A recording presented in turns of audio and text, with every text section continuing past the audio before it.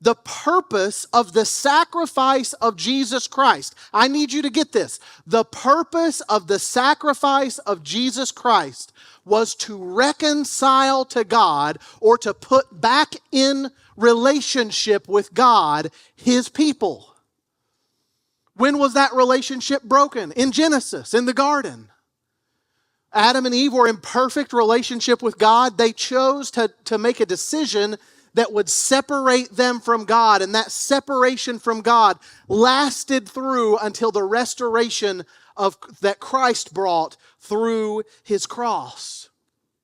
I need you to realize that the Lord's Prayer starts with a beautiful word that you've all heard before called Abba. This is translated often as our Father.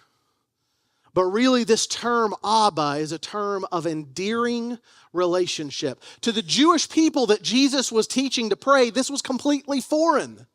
You didn't approach God as Abba. Abba to the Jewish people at this time would have been like dad or daddy.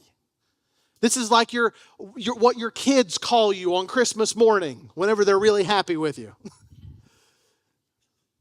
This was not a relationship of what the Jews had seen up to this point. At this point, they had seen a relationship that needed to take place through an intermediary.